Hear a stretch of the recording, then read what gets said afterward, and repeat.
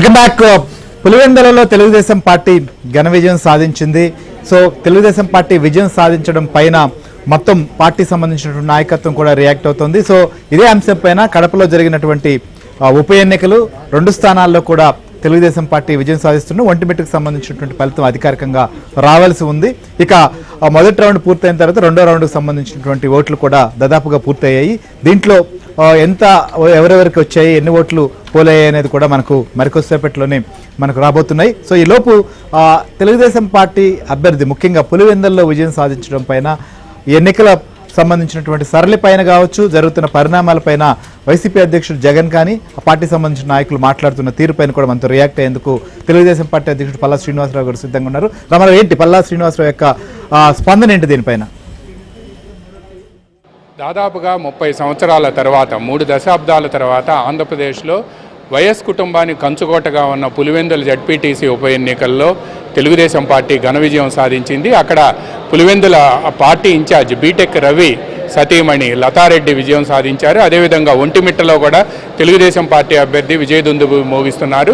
ఈ నేపథ్యంలోనే తెలుగుదేశం పార్టీ రాష్ట్ర వ్యాప్తంగా పార్టీ కేడర్లోనూ నేతల్లో కూడా సంతోషం వ్యక్తమవుతుంది. అనేక మంది మంత్రులు స్పందించడంతో పాటు పులివెందుల్లో మొదటిసారి ప్రజాస్వామ్యబద్ధంగా ఎన్నికలు నిర్వహించామని చెప్పి కూడా ఆ పార్టీ నేతలు చెబుతున్నారు. తాము ప్రజాస్వామ్యబద్ధంగా ఉన్నాం కాబట్టి 11 మంది అభ్యర్థులు నామినేషన్లు వేయడంతో పాటు వైసీపీ కోరిన విధంగా 2 పోలింగ్ కేంద్రాల్లో రీపోలింగ్ కూడా నిర్వహించామని చెప్తున్నారు.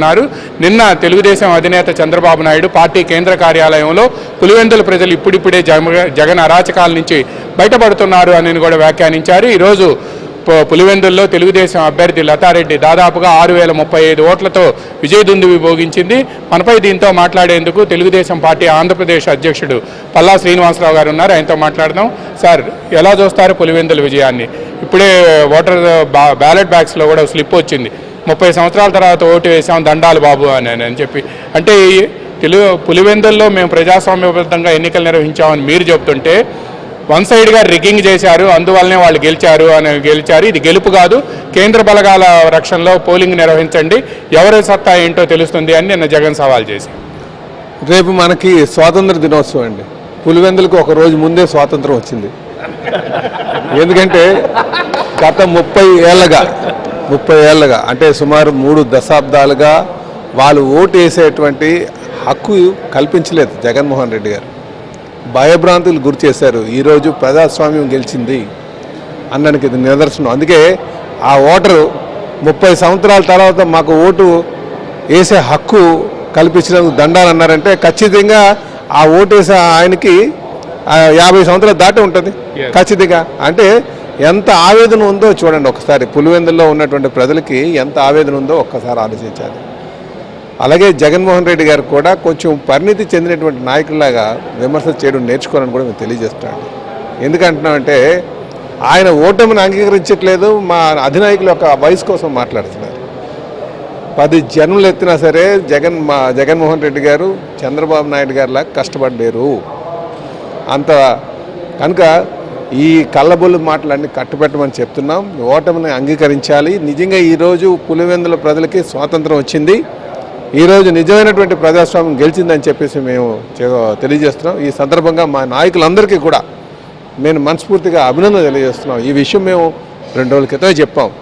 మేము ఎక్కడికి క్యాన్వాసింగ్కి వెళ్ళినా అక్కడ ప్రజలు అనడం, మేము ఓటు వేసే హక్కు ఉందా, మాకు ఓటు వేయనిస్తారా, ఓటు వేయడం అవుతుందా, అసలు ఓటుకి రానిస్తారా, ఇవే ఆ డౌట్లన్నీ అక్కడ ప్రజలు వ్యక్తం చేసినటువంటి డౌట్లు ఇవి.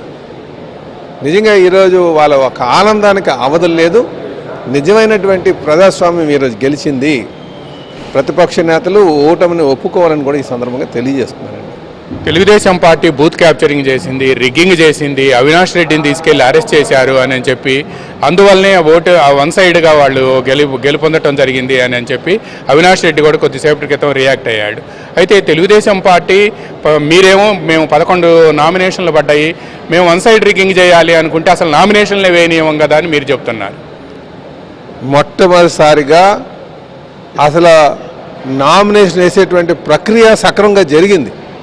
గత 5 సంవత్సరాలు కాదు, గత 30 సంవత్సరాలుగా ఎవరికైనా నామినేషన్ వేయడానికి వస్తే వాళ్ళు నిర్బంధించడం, వాడిపైన దాడి చేయడం, వాళ్ళపైన వాళ్ళ దగ్గర ఉన్నటువంటి నామినేషన్ పేపర్లు చించేవేయడం, వాళ్ళ బంధువుల్ని తీసుకెళ్ళి నిర్బంధించడం, ఇలాగ బ్లాక్మెయిల్ చేయడం, అలాగే వాళ్ళ ఆస్తులు ధ్వంసం చేయడం, ఇలాంటి కార్యక్రమాలు గత 30 సంవత్సరాలుగా జరిగినాయి కనుకనే ఒక్కరు కూడా నామినేషన్ వేయడానికి రాలేదు. ఈరోజు మేము ప్రజాస్వామ్యబద్ధంగా చేసాం కనుకనే 11 నామినేషన్లు వచ్చాయి.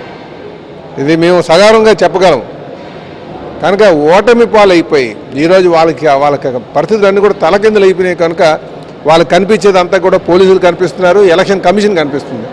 అసలు నేను ఈ మీడియా ముఖంగా అడుగుతున్నా, ఎలక్షన్ కమిషనర్ని ఎవరు తీసుకొచ్చారు? శ్రీమతి నీలం సాహ్ని ఆ రోజు చీఫ్ సెక్రటరీగా ఉంటే ఆవిడని సాటిస్ఫై చేసి ఎలక్షన్ కమిషన్కి తీసుకొచ్చిన జగన్మోహన్ రెడ్డి గారు కాదు. మరి అలా ఆవిడ మీద ఆరోపణలు చేస్తున్నారు. కనుక ఓటమి వీళ్ళు కన్నీ విని ఎరగనటువంటిది ఈరోజు ఎదుర్కోవడం వల్ల మతిలిపోయి మాట్లాడుతున్నారని చెప్పి తెలియజేస్తున్నారు. ఇది పులివెందుల్లో తెలుగుదేశం పార్టీ ఘన విజయం పట్ల ఆ పార్టీ నేతలు అదేవిధంగా కార్యకర్తలు కూడా సంతోషం వ్యక్తం చేస్తున్నారు. ఈ ఘన విజయం పట్ల గర్వంగా ఉండకూడదని, గర్వంగా ఉంటే గమ్యాన్ని మర్చిపోతామని, రాష్ట్రంలో ఎన్నిక ఏది జరిగినా కూడా తెలుగుదేశం పార్టీ ఘన విజయం సాధించాలి అనే పట్టుదలతో పార్టీ కార్యకర్తలు కృషి చేయాలని కొద్దిసేపటి క్రితమే ముఖ్యమంత్రి చంద్రబాబు నాయుడు తనను కలిసిన మంత్రులతో చెప్పారు. విజయగర్వంతో ఉండొద్దు, ప్రజల వద్దకు వెళ్ళి పరిస్థితి ఏంటో వివరించి పులివెందుల్లో 30 సంవత్సరాల తర్వాత ప్రజాస్వామ్యబద్ధంగా ఎలా ఎన్నికలు జరిగాయో అనేది కూడా వివరించాలి అని చెప్పారని కూడా ఆంధ్రప్రదేశ్ టీడీపీ అధ్యక్షుడు పల్లా శ్రీనివాసరావు చెప్తున్నారు. అదేవిధంగా పులివెందుల ప్రజలకు రేపు స్వాతంత్ర దినోత్సవం అయితే ఒకరోజు ముందుగానే పులివెందుల్లో ఉండే ప్రజలకు స్వాతంత్రం వచ్చిందని కూడా ఆయన వ్యాఖ్యానించారు. వీడియో జర్నలిస్ట్ కిషోర్తో రామారావు, ఏబిఎన్ ఆంధ్రజ్యోతి, తెలుగుదేశం పార్టీ కేంద్ర కార్యాలయం నుంచి.